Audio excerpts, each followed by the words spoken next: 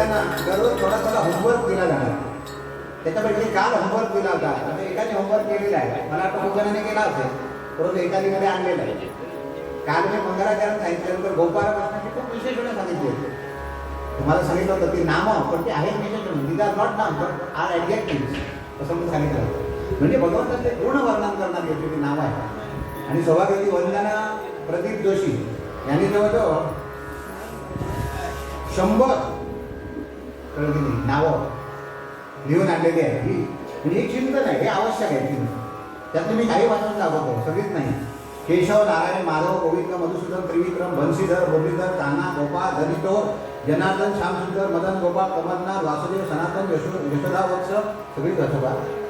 Minute बोला. हरये नमः, देवकीनंदन, श्रीशाय, नंदकेशव, गोविंदावते, अनंताय, गोपीश्वराय, सूर्यकोटी समप्रभ, मिलिंद, रमारमण, श्रीरंग, कमलाकांत, बाळकृष्ण, नंदलाल, नवनीतप्रिय, राधाकृष्ण, यशोदानंद, गोपालकृष्ण, मुरारी, राधेश्याम, मेघश्याम, भगवान, द्वारकाधीश, द्वारकापती, गोपालनंदन, चक्रधारी, श्रीहरी, चक्रधर, कमलनयना, मुकुंद, विष्णू, जगद्गुरु, जगन्नायक, यादवेंद्र, गोपालाय, निरंजन, द्वारकानाथाय, श्री तुलसीदास, नरनारायण, परमपुरुषाय, अच्युत, जगद्गुरु, अमृत, परब्रह्म, दयानिध, देवेश, दयानिधी, हरी, ऋषिकेश, जगदीश, लक्ष्मीकांत, महेंद्र, मनमोहन, मोहन, मयूर, मुरली, मनोहर, नंदगोपाल, पद्मनाभ, परब्रह्म, परमात्मा, परमपुरुष, प्रजापती, पुरुषोत्तम, नरहरी, कमलापती, विदुपते, श्रीकांत, गोपाल, सुदर्शन, गोकुल संकट हारी, सुरेश, मुकुंद, त्रिविक्रमा, वैकुंठनाथ, विश्वकर्मा, विश्वात्मा, यादवेंद्र, श्रीयोगी, श्री विष्णू, सीतापती, श्रीपती, दामोदर, रामकृष्ण, राजाराम,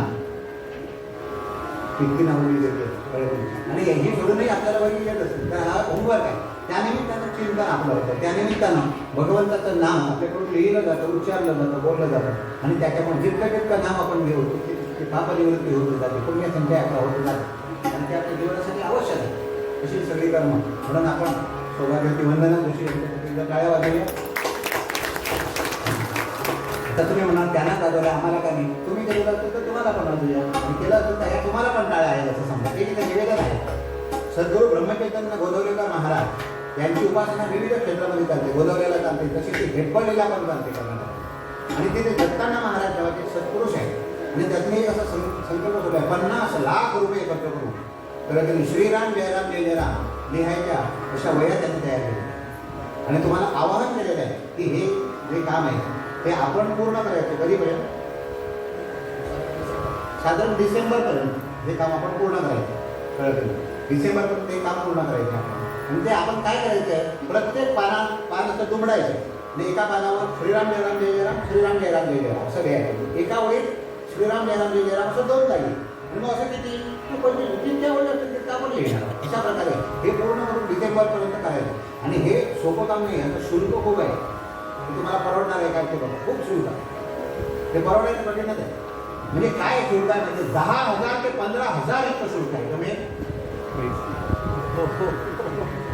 10 ते 15,000 नावं लिहायची आहेत. शुल्क एकही पैसा नाही. म्हणजे धनाच्या घेऊन, परंतु रामधन आहे. आणि त्यातून एक मंदिर उभारलं. मंदिराच्या ज्या सगळ्या भिंती असणार आहेत त्या नामभिंती असतात. अशा प्रकारचा प्रयोग आपण तिथे वाचायला पण केलेला आहे. महाराजांनी सद्गुरू ब्रह्मचैतन्य गोदवलेकर महाराजांची मूर्ती बसवली. त्याच्या मागचं एक असं पीठ आहे, ते सगळं नामानं तयार केलेलं आहे. नामाच्या वया सगळ्या त्याच्यामध्ये आहे. अशा प्रकारचा संकल्प दत्ताना महाराज यांनी श्रीराम जयराम जय जयराम म्हणजे काय विद्युत लहरी, काय चार्ज असेल, इलेक्ट्रिफाईंग, कळलं की नाही, विथ नाम. अशा प्रकारचं ते मंदिर असेल. त्याच्यात आपली एक नामसुविधा प्रत्येकाचं अर्पण करायचे. आमच्या इथल्या गोशाळेच्या कार्यालयामध्ये या वया उपलब्ध आहे. कष्टम कष्ट अशा बेसिसवरती आहे. ज्यादा हव्या तर आपण मागू.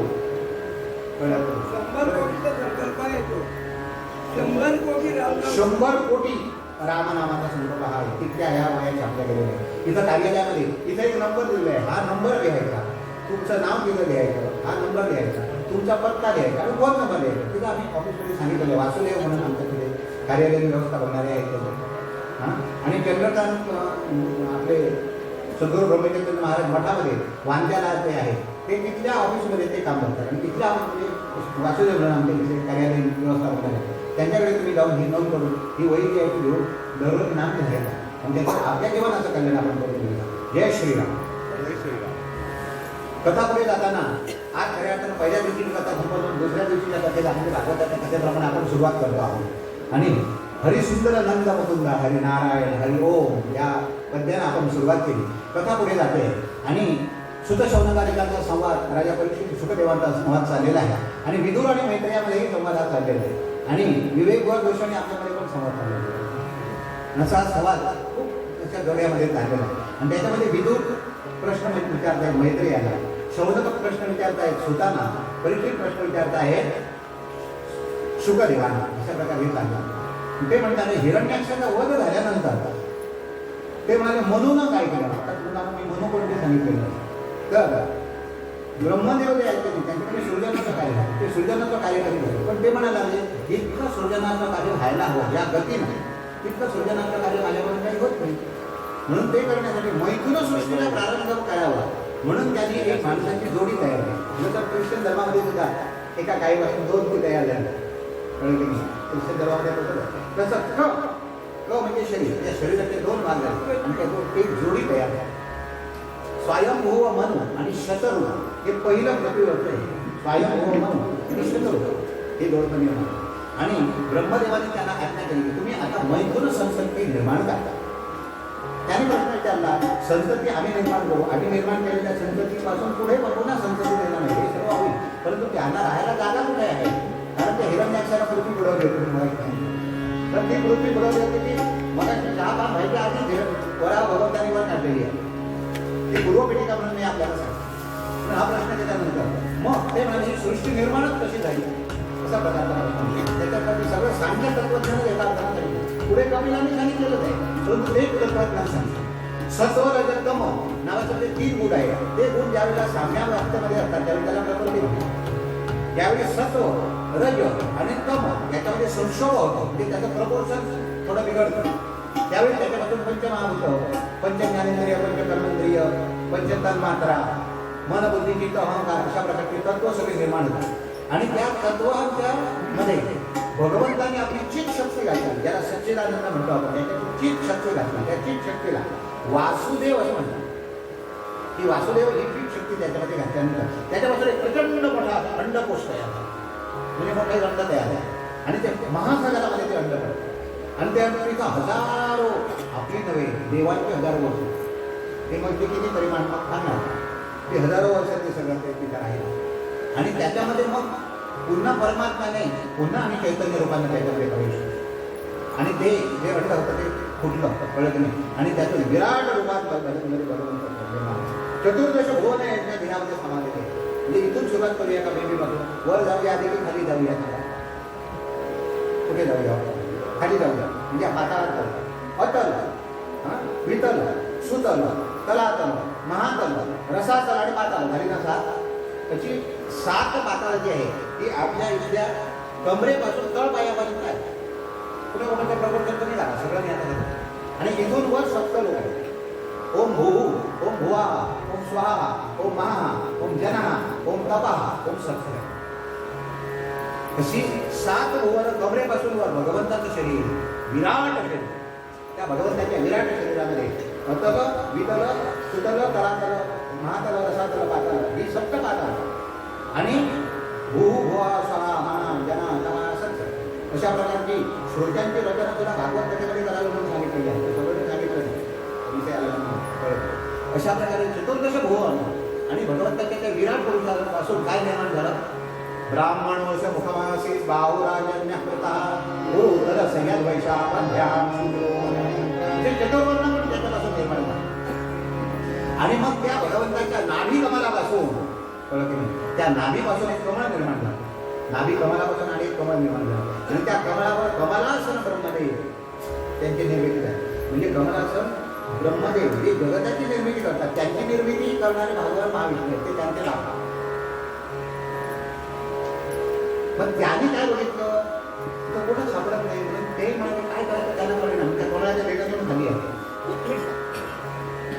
आणि पुन्हा खाली येऊन आपण पुढे बोलतो आपण सगळा विचार करा आणि पुन्हा जाऊन वाट असतो तिथं जाऊन तपश्चर्या केली आणि त्यांना 2 अक्षर ऐकवली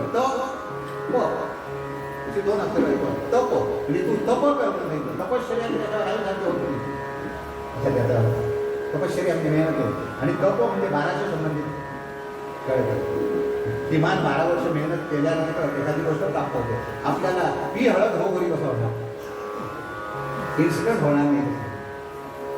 तुका म्हणे ते नाही चालत तातडी, तुका म्हणे नाही चालत तातडी, प्राप्त काल घडी आल्या दिन, प्राप्त काल घडी आल्या दिन, तुका म्हणे नाही चालत तातडी, चालत तातडी, चालत तातडी.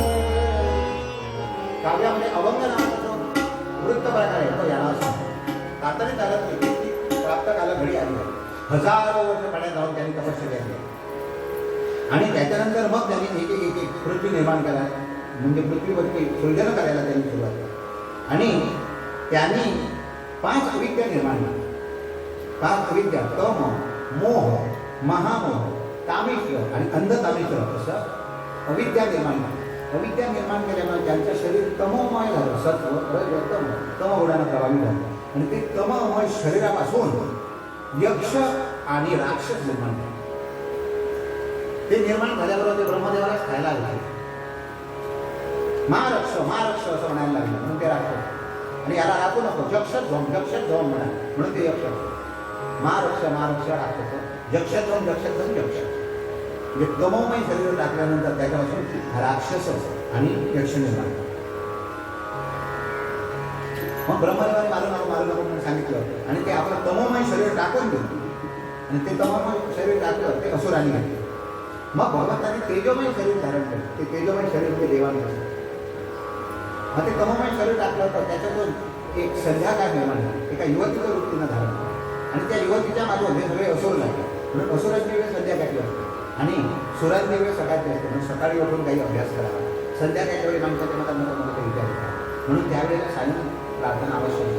दिवा लावा आणि शुभम करोति म्हणा मुलांनो, शुभम करोति शुभम करोति कल्याण, शुभम करोति कल्याण, शुभम करोति.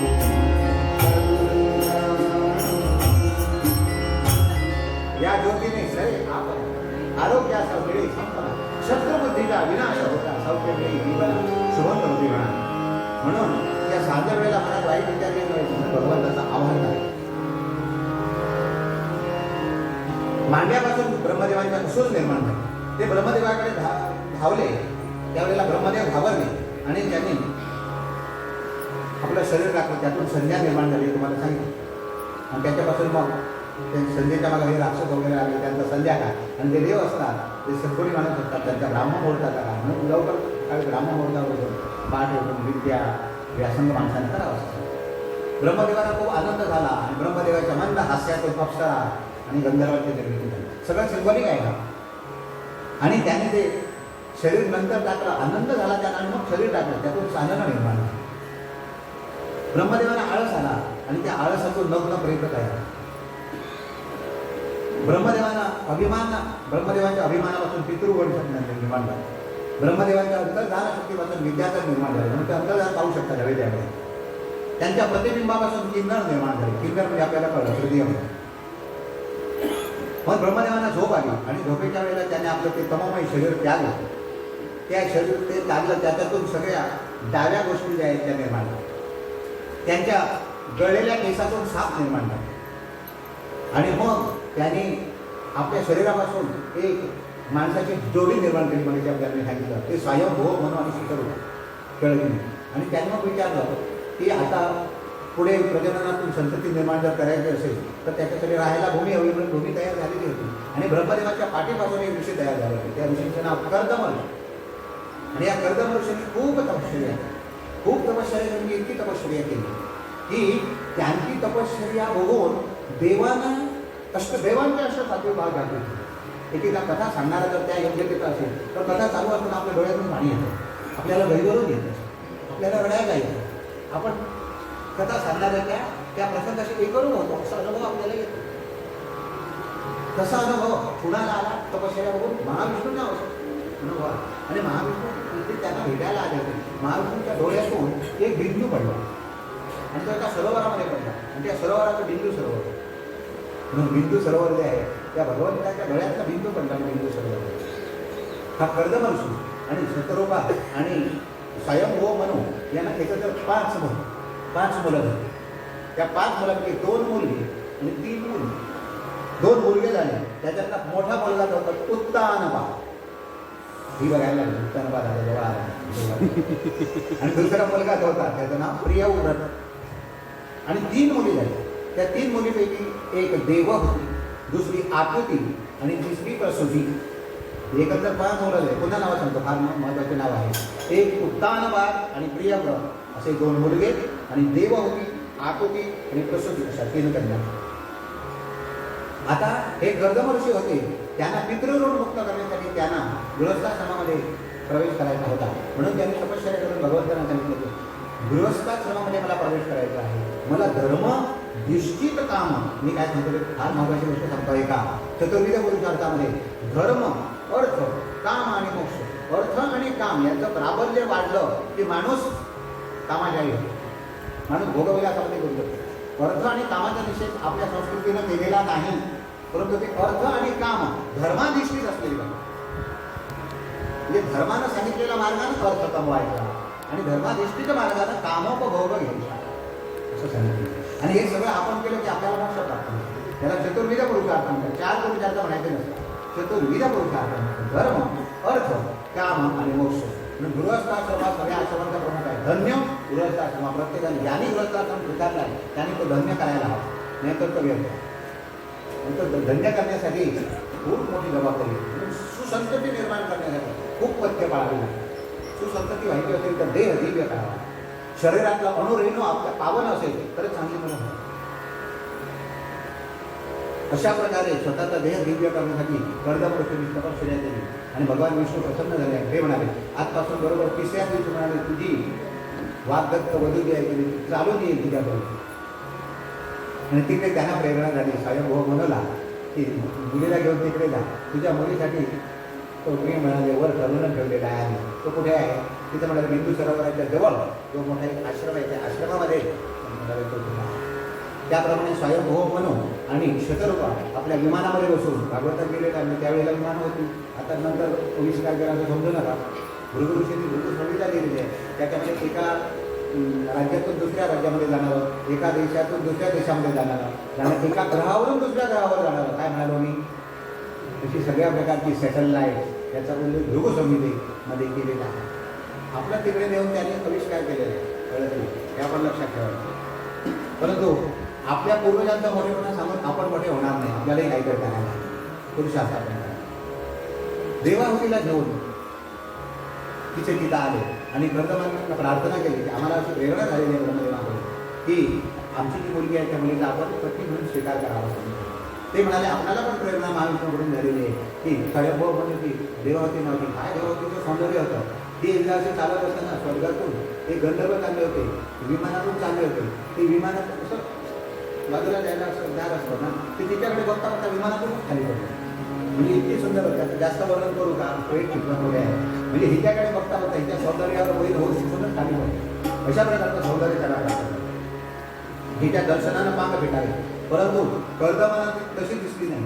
कर्दमनाती म्हणजे रती दिसली नाही. कर्दमनाती लक्ष्मीसारखी दिसली.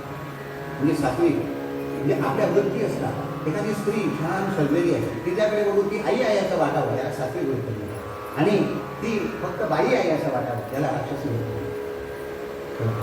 तर कर्दमर्षी तपापूर होते त्यामुळे त्यांना ती लक्ष्मी येते वाटत. परंतु ते विष्णूसारखे होते त्यांना त्या लक्ष्मीचा त्यांनी स्वीकार करायचा. आणि तशा प्रकारचे दोघे सुसंस्कार होते, सुसंस्कारित होते. आणि तसं ठरल्याप्रमाणे कर्दम देवाहुतीचा विवाह झाला. हा जगातला पहिला वेदोक्त पद्धतीने झालेला विवाह. म्हणजे आता जो विवाहाचा विधी सांगितलेला आहे त्या विधीनं वेदोक्त विवाह पद्धतीने हा पहिला विवाह झाला. आणि हा विवाह व्हायच्या आधी याने एक अट घातली होती. कर्दम ऋषीने सांगितलं होतं मी हिला तोपर्यंत पत्नी म्हणून तिच्याशी वागेल जोपर्यंत ती माझा गर्भ धारण करते. त्याच्यानंतर मी म्हणाले वनगमन करीन. हा गृहस्थाश्रमाचा म्हणा एक कालावधी आहे. गृहस्थाश्रमाला कालावधी असतो, मरेपर्यंत गृहस्थाश्रम नसतो. गृहस्थाश्रमाचा कालावधी वानप्रस्थ आल्यानंतर गृहस्थाश्रम थांबायचा असतो. घरामध्ये गृहस्थ असला पत्नी असेल तरी वानप्रस्थात जायचं असतं, असं भागवतात सांगितलं. म्हणून वानप्रस्थ स्वीकारायचा असतो आणि थोडं मोठं व्हायचं असतं. वानप्रस्थ म्हणजे थोडं समाजाभिमुख व्हायचं. वानप्रस्थ व्हायचं म्हणजे काय, फक्त गोळ्या घेत राहायचं, म्हातारपणात दिवस चालत नाही, मग गोळ्या घेत राहायचं.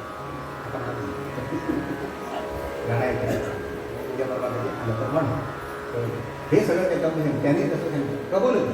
आणि त्या प्रकारे ते सगळं सांगून स्वयंभूव म्हणून आणि शतरूपा हे देवा होते त्याबद्दल विवाह करून आपल्या घरी गेला. आता एवढा मोठा राजा पृथ्वीचा पती, पण विवाह करायला माणसं किती होती, कोरोना होता त्यावेळी. विवाहासाठी खूप बळी द्यावं लागत नाही. आपण उगीच विवाहाचा मोठा थाट करतो, असला तर करावा प्रत्येक नाही, पण कर्ज काढून कशाला सोहळे करतात. विवाहाला किती माणसं आवश्यक लागतात सांगा मला.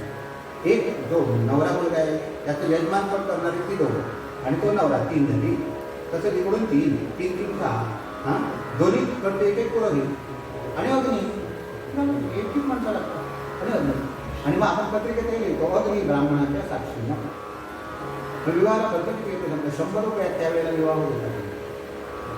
कुंडली अशा प्रकारे छान त्याची विवाह, सगळे विवाहाचे संस्कार गडबड नाही किंवा मोठे नाही, काही नाही. आणि छान विवाहाचा सोहळा संस्कार विवाह